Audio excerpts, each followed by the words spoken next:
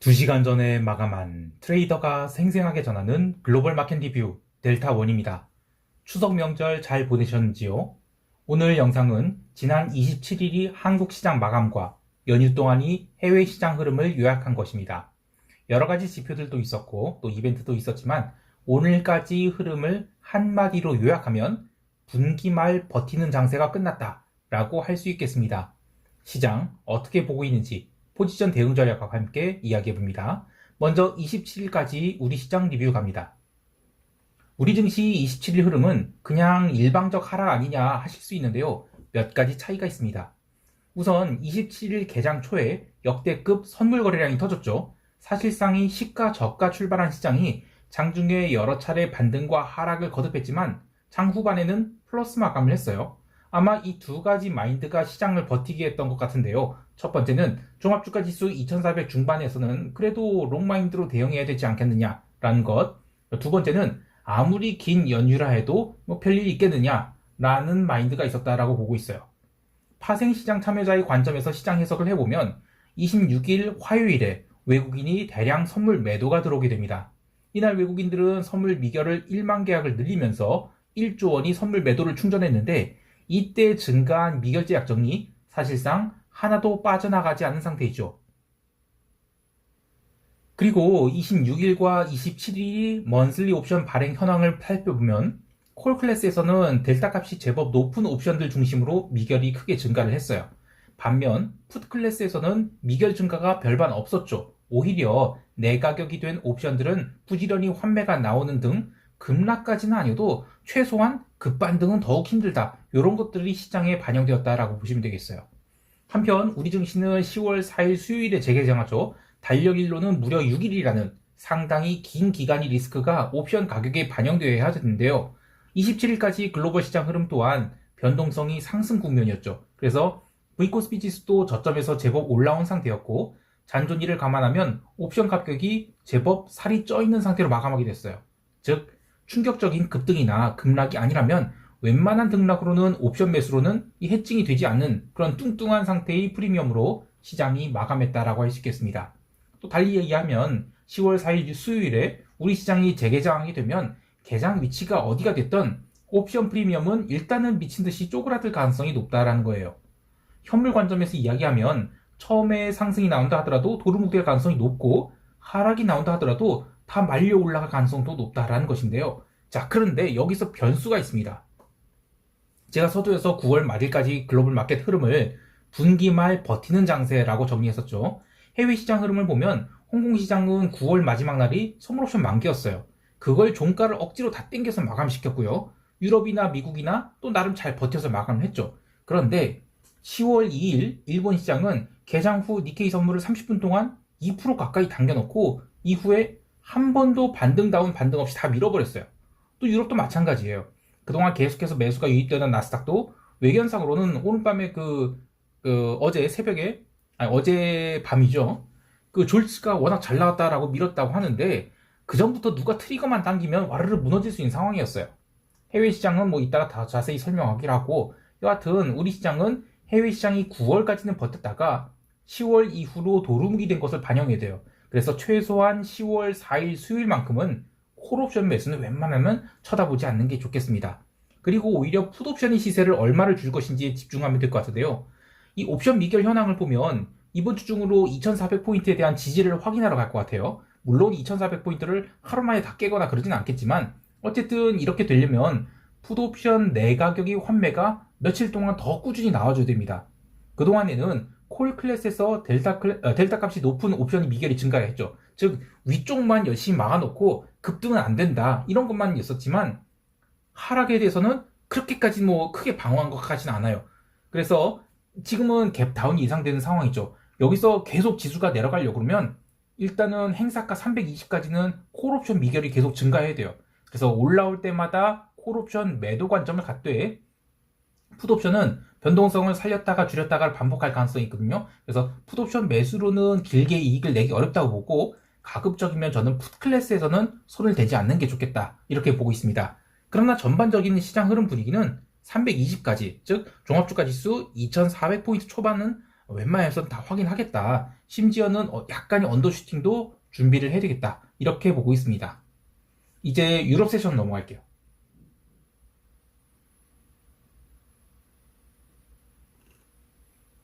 유럽 증시도 9월 마지막 주에는 반등이 있었습니다.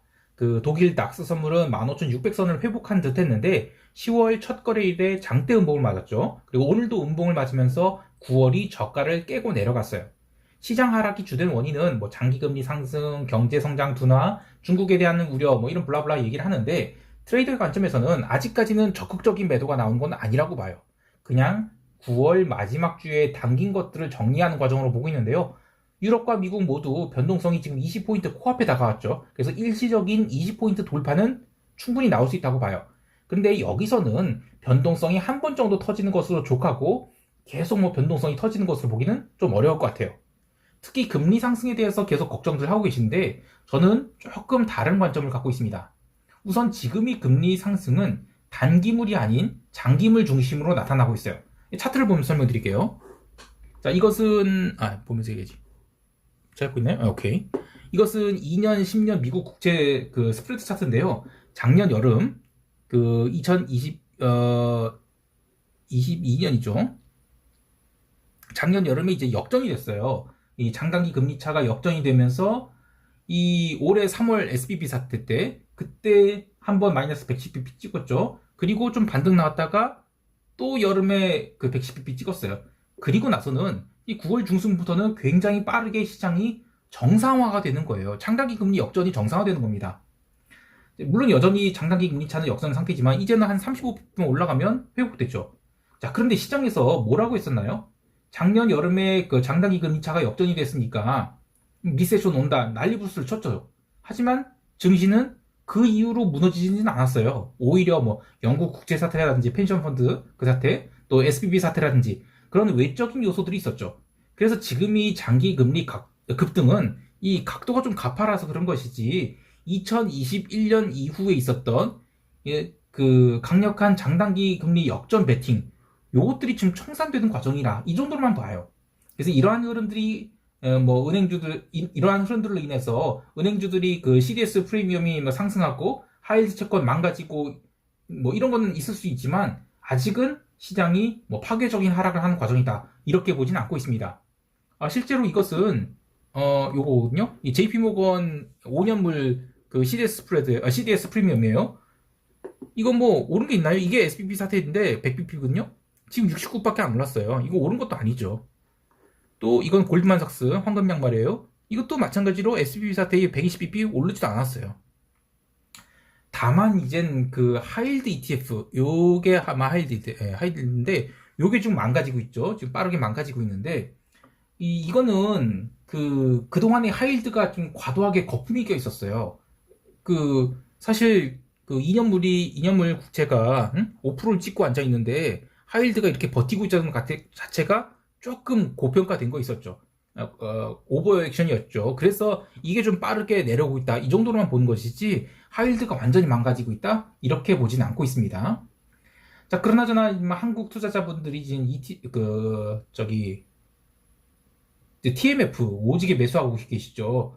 좀 걱정이 됐는데 요거는 채권 변동성인 무브 인덱스예요. 요게 아무래도 일단 뭐 채권 가격이 계속 내려가니까 이제 올라가긴 했어요. 그래서 지금 141포인트인데 이게 올라가 있으면 채권 가격이 일방적으로 계속 두드려 맞는 건 아니고 반등도 세게 나옵니다. 그래서 뭐 TMF로 물렸다고 해도 이거 적당히 뭐 주식 매매하듯이 매매를 하시면 그래도 저는 TMF에서 빠져나올 수 있는 뭐 수익 청산할 수 있는 기회가 있을 거라고 봐요. 물론 저는 이런 매매에 자신 없습니다. 자, 다시 시장 이야기로 돌아와서 이 통화 시장을 보면 어제 엔화에 어마어마한 변동성이 있었죠. 요게 이제 이건 아니구나. 요건 아니고 요게 JPY. 요게 엔화인데 어제 엔화가 순간적으로 뭐 150엔 그 달러당 150엔 넘겼다가 다시 내려왔어요. 근데 이것을 그 구인구직 지표 미국 그 졸츠가 잘 나와서 그렇다라고 하면 이건 완전 엉뚱한 소리라고 봐요. 무슨 뜻이냐면 졸츠 발표 후에 시장은 처음에는 달러의 오버슈팅으로 반응이 나타났어요. 그래서 엔화도 부러졌습니다. 처음에는. 근데 이제 졸지 발표하고 한 10분 정도 지나니까 엔화가 그 150에서 살짝 넘겼다가 거기서 또 빠르게 내려와요. 그때 이제 어마어마한 거래량이 터지면서 순식간에 엔화가 이때를 보면 아마 이걸로 보면 되겠다. 예. 순식간에 이렇게 급락을 하죠. 그래서 147년을 찍었는데 이때 엔화의 급등에 대해서 이유를 설명해 주는 것이 아무것도 없어요. 근데 트레이더의 관점에서 이런 흐름을 해석해 보면 이번 휴일 동안 엔화가 계속 약세를 보이는 상황에서 매일 시장에 구두 개입이 있었습니다.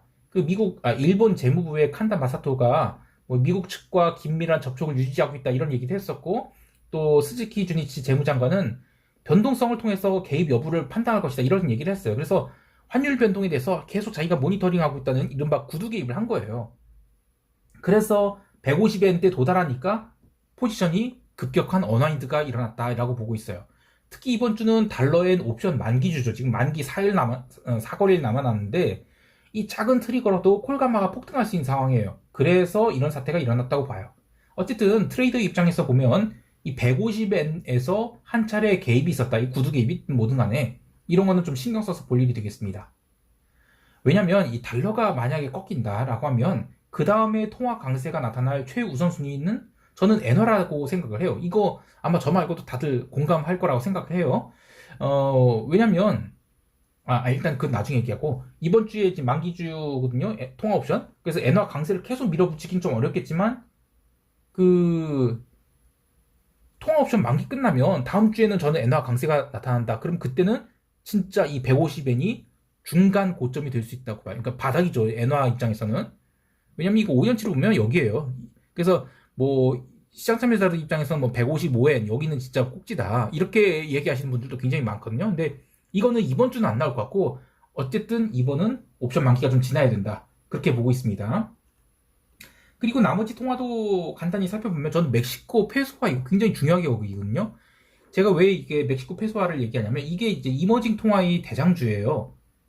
물론 이제 그 CNY 빼고요. 아직은 이게 이 정도로 갖고는 뭐 페소화가 망가졌다라고 보는 건 어불성설이지만 지금 이머징 통화의 일방적 강세에 브레이크가 걸렸죠. 그래서 시장은 조금은 지금 리스크 회피 상태다. 이렇게 보고 있습니다.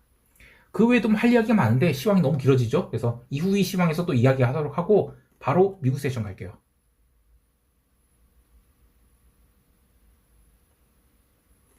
미국 증시가 간밤에 나스닥 중심으로 마이너스 2%짜리 장대 음봉을 맞았다고 아이고 망했다 이렇게 생각하시는 분들이 좀 있을 것 같은데요. 지난 27일 이후부터 오늘까지 미국 시장, 특히 나스닥이 장중 흐름은 공통된 특징이 있어요. 그것은 아무리 장중에는 하락을 했다 하더라도 오후장에서는 끌어올린 흐름도 있었는데요. 그게 뭐 장마감 30분 남겨놓든 1시간 남겨놓든 1시간 30분 남겨놓든 바닥을 찍고 끌어올렸다는 거예요. 그리고 또 하나의 특징은 전산장이 마감한 뒤에도 닥치고 선물이 올랐다는 것이죠. 하지만 S&P 선물이나 러셀은 그렇지 않았어요. 9월 마지막 주에 발간된 그 뱅크 오브 아메리카 멜린치의 4분기 전략 리포트를 보면 아무리 뭐 금리가 오른다 하더라도 나스닥을 특히 썩어도 테크7이다 이런 이야기를 하고 있죠. 이것은 S&P와 SPX 인덱스 그리고 SPW 그러니까 동일가중지수 비교 차트인데요. 자 보면 제가 이 3월달 이후로 그 매그니피션트 7이 강세를 보이면서 SPW와 SPX가 이렇게 차이를 보이고 있다라는 얘기를 했었죠. 요걸 한 3개월치를 보면 조금 특징이 있어요. 이때 7월 중순에 시장이 막 그 정점을 찍었을 때는 오히려 그 대형주가 살짝 약했습니다. 그리고 그 중소형주가 버텼어요. 그래서 이 주황색 선인 동일가중 지수가 일시적으로 강했죠. 그러면서 이때 나온 얘기가 야 시장은 망가지진 않는다. 응? 이런 그 대형주가 살짝 쉴 뿐이다. 이런 얘기를 했었어요. 그런데 9월 이후로 시장 망가지니까 어떻게 됐어요? 다시 SPW 즉 그 동일가중 지수는 처박히고 상대적으로 대형주가 포함된 비중이 큰 SPX는 버텼단 말이에요. 자, 이거를 좀 더 보면 요것은 YTD 수익률인데 드디어 SPW는 음전환을 해버렸습니다. 마이너스가 나와버렸어요. 자, 이걸 보면 이제 뭘 알 수 있냐면 그 썩어도 테크7이라는 거예요. 그 이유에 대해서는 아무리 고밸류에이션 받는다 하더라도 이건 어닝스가 받쳐주기 때문이다. 어쨌든 그 리포트 때문인지 뭔지 모르겠지만 장중에 나스닥이 밀릴 때 뭐 전체 시장 뭐 SPX는 계속 밀린다 하더라도 어쩔 수 없이 나스닥이 따라 밀렸지만 장마감 무렵이든 어쨌든 시장은 나스닥 중심으로 저가 매수가 굉장히 많이 들어왔다. 그래서 시장을 방어했다는 것은 챙겨볼 부분이겠습니다. 자, 그 다음에 볼 것은 변동성 기관물 비교인데, 자, 요걸로 볼게요. 어딨냐? 요거다.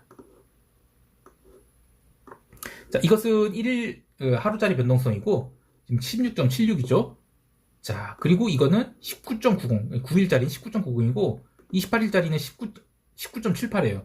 무슨 얘기냐면, 이 옛날에는 하루짜리 변동성이 훨씬 더 높았어요. 그리고 9일짜리나 뭐 28일짜리는 변동성이 이 바닥에서 놀고 있었습니다.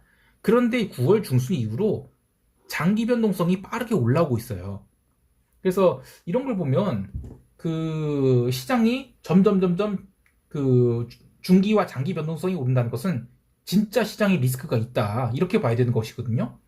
어제 이제 9일이나 28일짜리 모두 장중에 20포인트를 넘겼었어요. 물론 장막판에는 변동성이 20포인트 이하로 내려왔지만 변동성이 한번 20포인트대 올라오게 되면 한 번쯤은 변동성 오버슈팅이 나오기 마련이죠. 그런데 이게 마냥 나쁜 이야기만은 아니에요. 왜냐면 저 같은 뭐 영감탱이야 시장 쫓아다니기 힘들지만 젊은 친구들은 장중이 됐든 뭐가 됐든 추세 추종 프로그램 대충 짜갖고 열심히 델타를 쫓아다니잖아요. 그러면 이런 기회에 제법 큰 돈을 벌 수 있는 기회가 돼요. 시장이 도통 움직이지 않고 껌딱지 치고 있는 것보다는 훨씬 나은 상황인 것입니다. 자, 마지막으로 이것은 러셀 2000 인덱스예요.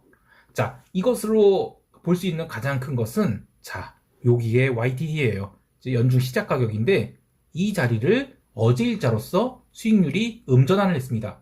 자, 이것은 여러 가지 의미가 있는데 주식 포트폴리오 운영하는 입장에서는 올해 말까지 뭐 스몰캡 더 비벼봤자 이 올해는 답 나오기 힘들겠다. 즉 추가로 손절매성 언더슈팅이 더 나올 수 있다. 이런 상황이 됐던 것이고요. 그 아까 보여드린 이 하이힐드 채권 요거죠. 요거 망가지는 것과 함께 보면 남은 1분기에 뭐 전체 시장이 언더슈팅 나온다 하더라도 스몰캡만큼은 이거 부활하기 힘들겠다. 이런 생각이 듭니다. 아, 그 외에도 뭐 할 얘기가 참 많은데 또 나중에 하기로 하고 일단 시장 총평하도록 할게요.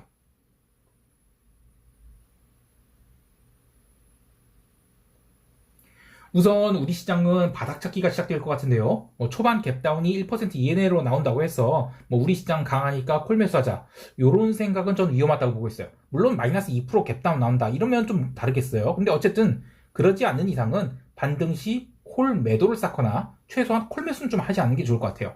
아직까지는 시장이 지난 9월 마감을 위한 드레싱성 매수를 청산하는 과정이라 보지만 외국인들이 오늘 갭다운이 나온 상황에서도 선물 매도를 강하게 쌓는다. 그러면 시장이 위쪽이 완전히 닫혔다고 봐도 될 것 같아요. 해외 시장에 대해서는 나스닥 매도 계속 유지 중인데요. 연휴 중에 14,850포인트의 매도가 하나 더 추가됐어요. 그래서 지금 총 5개 매도를 보유하고 있는데 이거 포지션 풀만한 이유가 전혀 보이지 않습니다. 그래서 계속 밀어붙일 것이고요. 여기에 더해서 엔화 매수를 조만간 준비할 생각이 있는데 일단 이번 주 통화 옵션 만기까지는 별다른 일이 없을 것 같아요. 그래서 조금 더 기다려볼 것이고요. 통화 옵션 만기 이후에는 엔화 콜 옵션을 분할로 매수를 해보도록 하겠습니다. 증시뿐만 아니라 지금 대부분이 시장 변동성이 상승해 있는 상황입니다. 변동성이 올랐다는 것은 장중의 흐름이 극단적일 수 있다는 것임과 동시에 수익이 기회도 커진다는 의미죠. 그래서 적극적인 트레이딩 하되 레버리지 자체는 좀 낮추어서 트레이딩을 하는 것이 좋은데요. 그렇게 할 수 없는 상황이라면 자신이 포지션 익스포저가 과하게 롱바이어스는 아닌지 이런 걸 좀 점검해 보셨으면 좋겠습니다. 자, 오늘은 여기까지 하겠습니다. 즐거운 하루 되시길 바라고요. 이상 델타원이었습니다. 감사합니다.